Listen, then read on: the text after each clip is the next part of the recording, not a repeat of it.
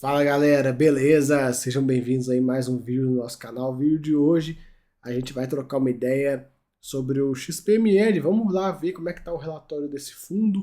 Vamos ver aí como que tá o mês. Esse fundo tá passando por emissão, compra de ativo, enfim, bastante coisa acontecendo dentro do XPML. Acho bom a gente dar uma atualizada aqui. Pessoal, eu gostaria muito de conseguir trazer para vocês indicadores dos shoppings, do portfólio, então, mas infelizmente não temos, né? O que a gente tem são indicadores em relação a 2021 que são totalmente distorcidos em relação ao que a gente precisa para ver se o shopping está numa condição legal ou não. O shopping não, né? O fundo está numa condição legal ou não de investimento. Então, cara, não tem nem muito o que ficar falando sobre isso, né? Já cansei, já falei pra caramba, já mostrei pra vocês. Quem tá chegando aqui no canal tá meio perdido agora, tem que até focar também quem tá chegando no canal, que acaba que tem muita gente nova sempre aparecendo. Pessoal, esse fundo, os indicadores dele, ele sempre compara com 2021, que são indicadores de forma errônea. Você não pode comparar com 2021. 2021 a gente ainda estava na pandemia. Fora que o fundo cresceu durante a pandemia. Então, como é que você vai comparar indicadores, sendo que lá atrás você tinha, sei lá, 10 shoppings e agora você tem 15? Fica deturbada a comparação. Então, enfim, já falei bastante sobre isso nos outros vídeos e venho comentando aí. Vamos seguir. O fundo vem distribuindo 73 centavos por cota. A cota dele tá ali próximo dos seus R$ 105, patrimonial 102, tá bem próximo, né? Do patrimonial. O fundo anunciou a sétima emissão de cotas. Já estamos aí. Hoje eu estou gravando dia 10, né? Tá acabando aqui o período de sobras, então em breve a gente vai ter o comunicado aí, né? De quanto que captou, como é que foi essa emissão, para onde foi. O fundo quer 250 milhões de reais, sendo que ele vai utilizar aí mais ou menos 100 milhões de reais para comprar aqui o Campinas Shopping, né? Eles soltaram esse fato relevante, a assinatura do memorando, e é engraçado, né? Porque três fundos compraram esse ativo. E aí, eu não sei, sinceramente, eu não entendo por que a XP colocou da seguinte forma: o valor estabelecido por 100% do shopping é de 411 milhões, tá? Mas estamos comprando aqui nesse fundo 25. Então nós não estamos pagando 411, estamos pagando algo próximo de 100 milhões de reais, 102, 103 milhões de reais. Então, tipo, por que não colocou o valor que tá pagando, sabe, cara? É uns negócios que, sinceramente, eu fico olhando.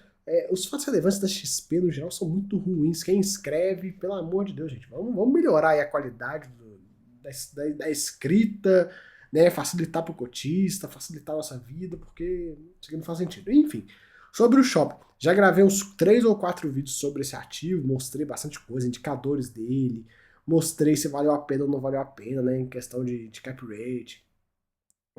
Enfim, já falamos bastante sobre esse carinha aqui no canal. E aí, caso você tenha alguma outra dúvida, não tenha assistido os vídeos, assista a busca lá na busca aqui do canal, tem lá, Campinas Shop. Eu fiz um estudo onde eu peguei, eu mostrei todos os indicadores, vendas, NOI, comparei com outras 5 transações de fundos imobiliários para ver se está dentro, está em linha com os valores que estão sendo praticados, enfim, bastante coisa, né? Lembrando que essa compra aqui ainda falta o CAD aprovar, mas em breve deve sair essa aprovação aí.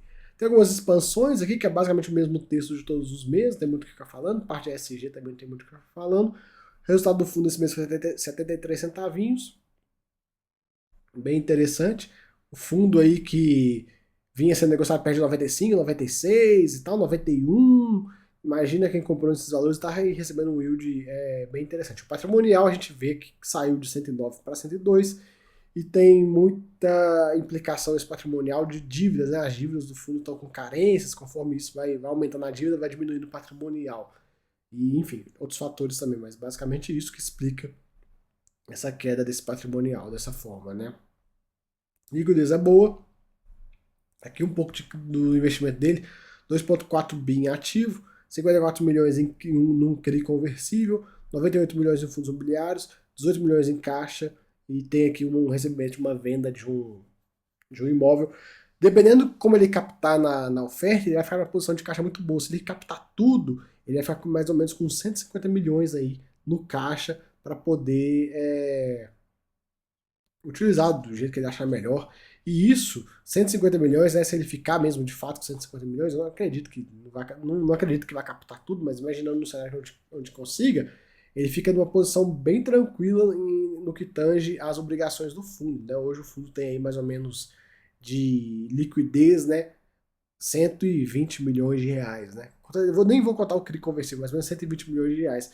Isso aí daria para ele ficar mais ou menos até 2027, 2028 ali no máximo, sem precisar de uma nova emissão. Agora, ele colocando mais 100 milhões para dentro, ele já fica numa posição bem mais confortável, né?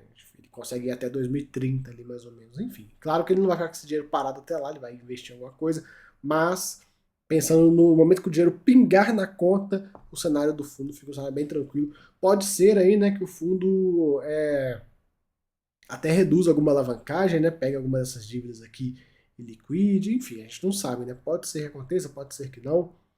A gente vai acompanhando isso aí. Qualquer novidade eu trago para vocês. Indicadores operacionais. Cara, indicadores que não dá para a gente conversar muito, até porque a questão, né? Você pega aqui, vendas totais, a variação anual em relação a 2022 e 2019 cresceu 113%, porém tem vários shopping centers aí que não estavam no portfólio do fundo que hoje estão, né? Fluxo de veículos idem. Então, são para mim esses dados pode pegar e jogar fora, não serve para nada aí para a gente ver como é que tá o fundo, né? O grande problema do XPML é saber como o fundo tá de fato o fundo está, né? Por isso que eu sempre falo com vocês, a gente tem 5 opções de fundos para investir. E a gente tem aí 3 especificamente, né? HSML, MOL e HGBS, que passam os dados de forma bem transparente. O vice que vem correndo por fora tem uma certa transparência, mas não é perto do que os outros 3 têm. E a gente tem o XPML por último, com a transparência pior ainda. Enfim, cara, seria muito bom a gente conseguir ter no relatório, esse relatório que tem 15 páginas, relatório extremamente pequeno e com poucas informações, falar um pouco sobre cada um dos ativos, como é que tá, como é que eles estão performando, principalmente em relação a 2019 aqui. A gente tem 15 páginas, se a gente pegar de páginas de informações úteis mesmo, cara, se tiver 3 páginas de informação útil é muito. Então é meio complicado, né? Enfim, eu espero aí que um dia esse relatório melhore. A XP Asset deve ter que trabalhar aí para dar uma melhorada nos produtos. No mais, galera, é isso aí que a gente está vendo. Vamos aguardar essa emissão. Dependendo de quanto o fundo conseguir captar, ele fica numa posição bem tranquila em relação à alavancagem.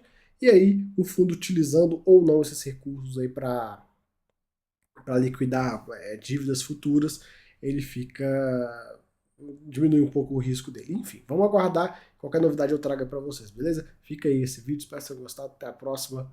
Fui!